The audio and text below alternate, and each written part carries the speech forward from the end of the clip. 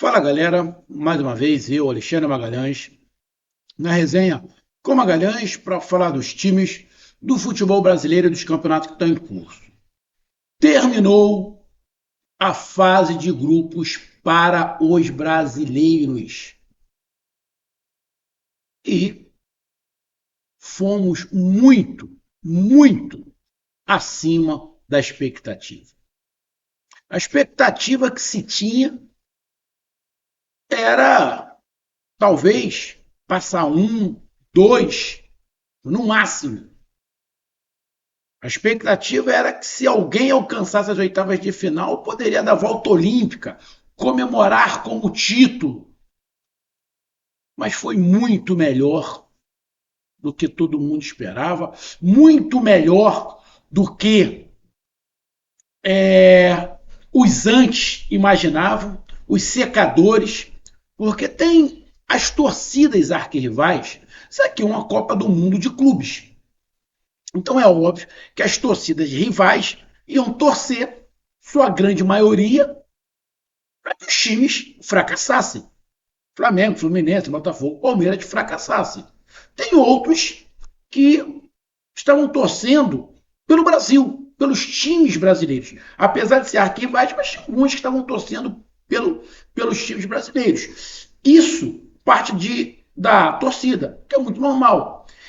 Nós também tínhamos pelos comentaristas, né, canais aí de YouTube, TV, uma boa parte, ou quase a metade, que achava que o futebol brasileiro ia para os Estados Unidos, ia para a Disney, ia para passear, né?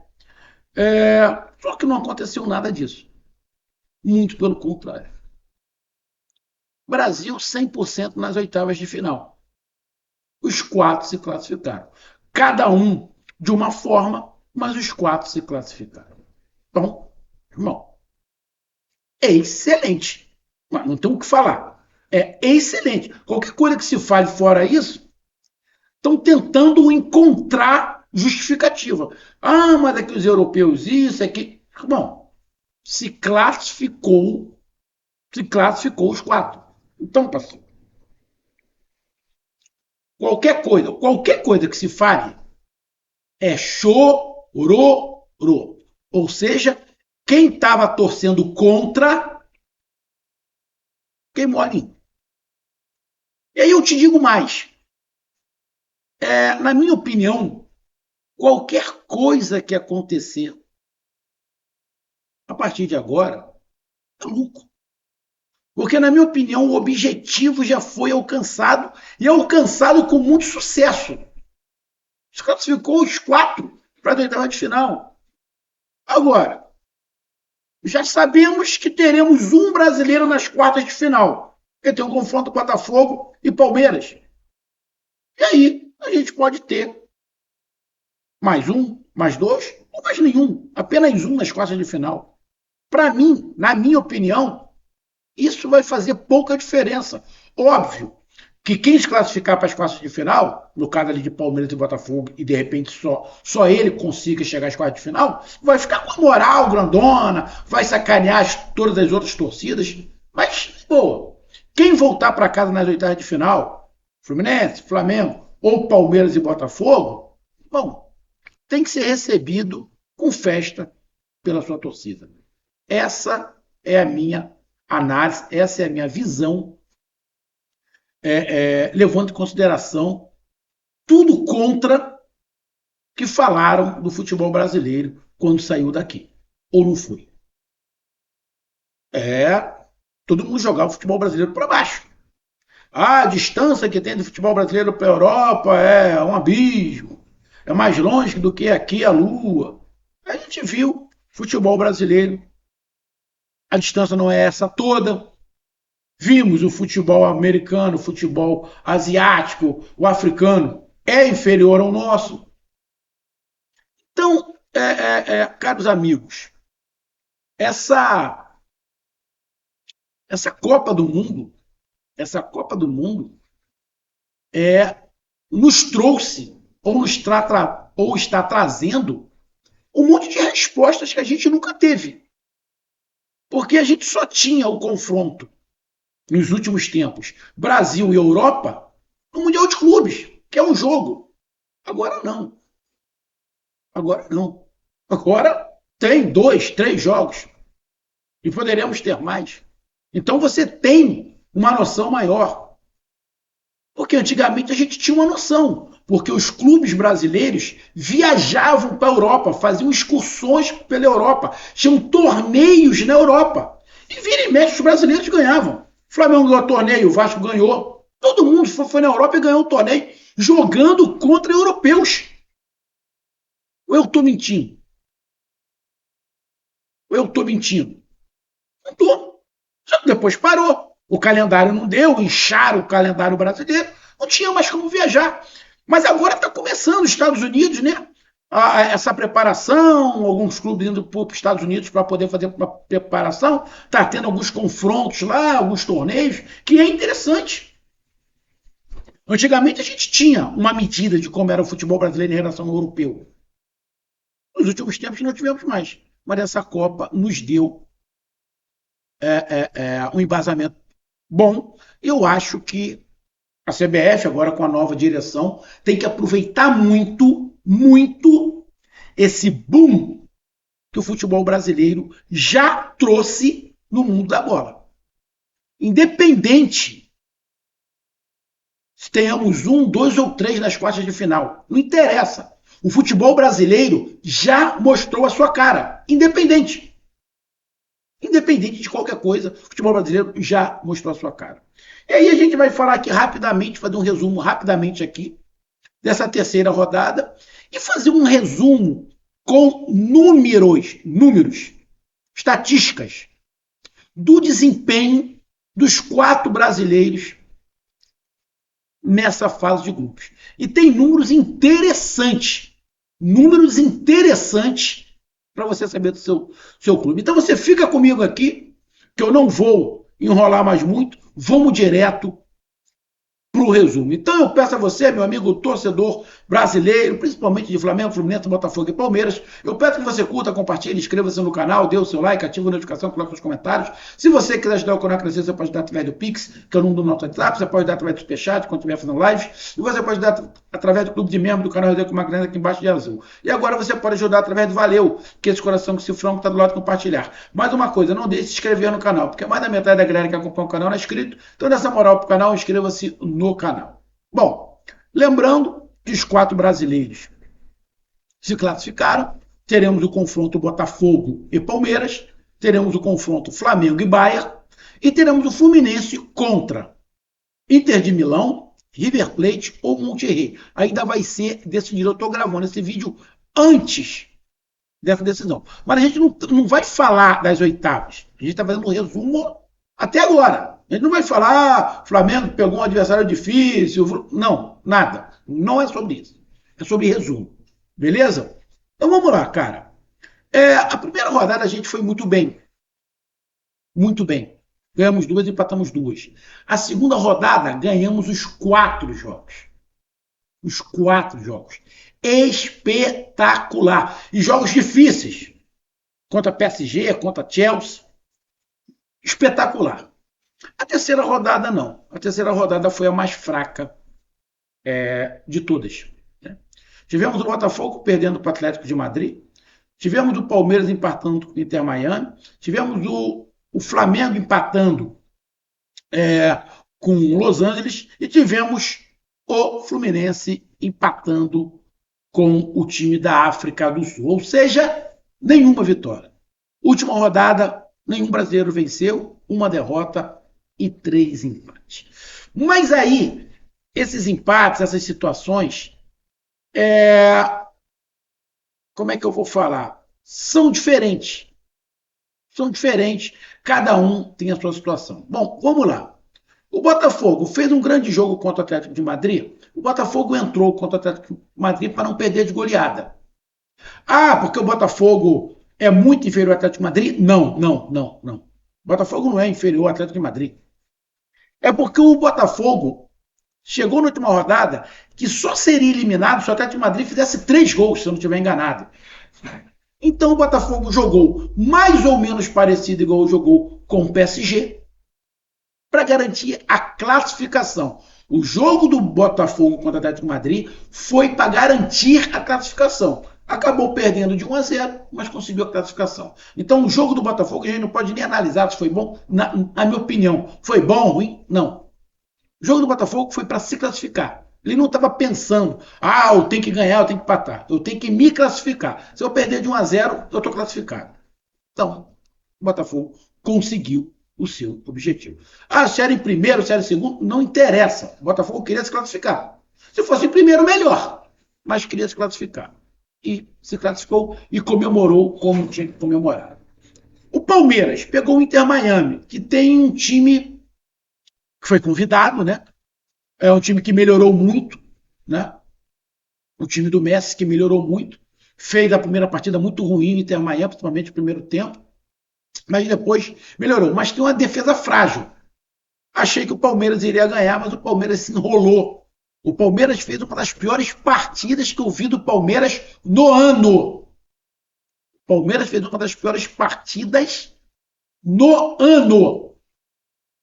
E o Palmeiras estava ali disputando, né? Primeira, segunda colocação com o Inter Miami. Não tinha a probabilidade ali de. Quer dizer, até tinha a probabilidade de eliminação, mas era muito remota. Então, o Palmeiras jogou contra o Miami e empatou de 2-2. Estava perdendo de 2-0, mas conseguiu empatar com muita vontade, muita raça e só. Porque tática, técnica, o negócio foi feio para o Palmeiras. Porém, tivemos um grande destaque. O Paulinho entrou e botou o jogo debaixo do braço. O Paulinho botou o jogo debaixo do braço. Então, esse jogo, que o Palmeiras fez um dos piores jogos do ano, o lado bom é que o Paulinho colocou o jogo debaixo do braço. O Paulinho colocou o jogo debaixo do braço. E aí, o Botafogo se classificou em segundo no seu grupo, o Palmeiras se classificou em primeiro. Se enfrentam na próxima fase, nas oitavas de final. Deu mais ou menos o que a gente imaginava. O Botafogo em segundo e o Palmeiras no seu grupo em primeiro. Tivemos o Flamengo empatando com o Los Angeles. O Flamengo, 2 cariocas, era o que já estava classificado. O Flamengo tanto faz, tanto fez, perder, empatar, tanto faz. Não fazia a menor diferença. O que fazia a diferença era em relação ao dinheiro, né? O empate ia ganhar 8 milhões e pouco, a vitória 11 milhões. Não sair da fase de grupos com uma derrota. Então o Flamengo foi com um time bem misto, né? Lá. Mas jogou melhor, criou grandes oportunidades, mas não conseguiu concluir, transformar isso em gol. Acabou tomando um golzinho no final, mas conseguiu reagir rápido e acabou empatando. O Flamengo já jogou sabendo que vai pegar o Bahia, né? Porque o Bahia jogou antes, jogou cedo, né? O Bahia acabou perdendo para o Benfica. Bem esquisito, mas não vou aqui entrar nesse mérito, né? Achei estranho algumas situações ali do Bayern, mas isso aí pode ser até um outro papo, né? Será que o Bayern queria fugir do Chelsea? Acha que o Flamengo era mais fraco? Tem um montão de teoria. Será que o Bayern achou que o Benfica era tão fraco assim, que foi apenas com 3 titulares? Não, o Benfica é fraco, eu vou com 3 titulares e consegui empatar, porque o empate era do Bayern. Depois, quando estava perdendo, tentou correr atrás e não conseguiu. Sei, pode ter sido uma certa soberba, o Bayern, não sei. Não é muito do seu treinador, do Company, mas pode ter sido. O Flamengo acabou empatando. Também tanto faz, tanto fez. Era um jogo que tanto faz, tanto fez. Então não vou criticar o Flamengo por esse jogo. E o último foi o Fluminense, que empatou em 0-0 com o time da África do Sul, que também estava disputando. O Fluminense, se perdesse, estava fora. E o Fluminense, igual o Botafogo, foi para se classificar.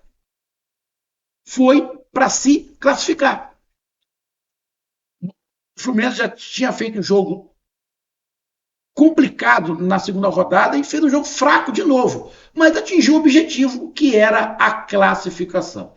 Então, essa terceira rodada, nenhum time brasileiro apresentou um grande futebol. O que apresentou um futebol um pouquinho melhor Foi até o Flamengo, que pegou um time mais fraco, mesmo misto, mas assim não conseguiu ganhar. Então, o desempenho de pontuação e de futebol dos 4 brasileiros nessa última rodada foi fraco. Tá? Agora vamos aqui rapidamente dar uma olhada em números gerais dos 3 jogos. Vamos aqui rapidamente. Vamos pegar o Palmeiras. Palmeiras teve, em média, dos 3 jogos, 48% de posse de bola. Ou seja, nos 3 jogos, o Palmeiras, na média, não ficou mais com a bola. A bola ficou mais com o adversário. Em média, 48,33%. O Palmeiras chutou 50 vezes. Apenas 13 em direção ao gol. Então faltou pontaria ao Palmeiras. O goleiro do Palmeiras fez 13 defesas. O time do Palmeiras, nos 3 jogos, desarmou 45 vezes. A média de precisão dos passes do Palmeiras foi acima de 80. Bom, acima de 80. O Palmeiras fez 45 faltas, tomou 6 cartões amarelos, nenhum vermelho, teve 4 impedimentos e 17 escanteios. O que me chama a atenção aqui, nesse jogo do Palmeiras, aqui, nesse compêndio aqui do Palmeiras, foi que chutou 50 vezes e apenas 13 em direção ao gol. A posse de bola foi menos de 50%, isso me chamou a atenção também. Mas, o restante foi mais ou menos o que a gente conhece do Palmeiras. Já o Botafogo, na média de posse de bola, o Botafogo teve 34% de posse de bola juntando os 3 jogos, na média.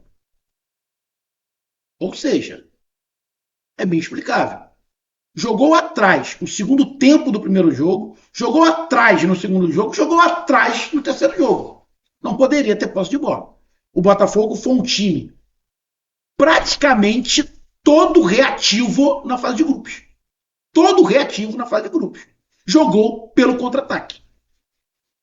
Os números dizem. O Botafogo chutou 23 vezes, o Palmeiras chutou 50. O Botafogo chutou 23. Só que o Botafogo chutou 13 em direção ao gol. Ou seja, a precisão do Botafogo foi mais de 50%. O Palmeiras chutou 50 e apenas 13 em direção ao gol. O Botafogo chutou 23 e 13. Ou seja, a precisão do Botafogo foi espetacular. A precisão do Botafogo foi espetacular. O goleiro do Botafogo fez 26 defesas, bem mais que a do Palmeiras, né? Do Palmeiras fez 13, do Botafogo fez mais. Obviamente, se jogava atrás, o goleiro ia aparecer mais. O Botafogo desarmou mais do que o Palmeiras, 52, isso aí também é lógico. O Botafogo teve um pouquinho abaixo de 80% na precisão dos passes, 79%. Fez 49 faltas, tomou 5 cartões amarelos, teve apenas 4 escanteios em 3 jogos. Ou seja, os números aqui do Botafogo provam que o Botafogo foi para a fase de grupos no reativo. No reativo. O Botafogo só teve um momento de propor o jogo. Primeiro tempo do primeiro jogo. Só. O restante jogou tudo atrás. E o que me chama a atenção é a posse de bola. Menos de 35% de posse de bola. O número de defesas do goleiro, 26. Né? Mas uma precisão muito boa nos chutes em direção ao gol. 13. Então, o Botafogo foi um time completamente reativo. O Palmeiras ficou ali. Não teve a posse de bola, mas ficou próximo ali da posse de bola. Só que o Palmeiras finalizou mal.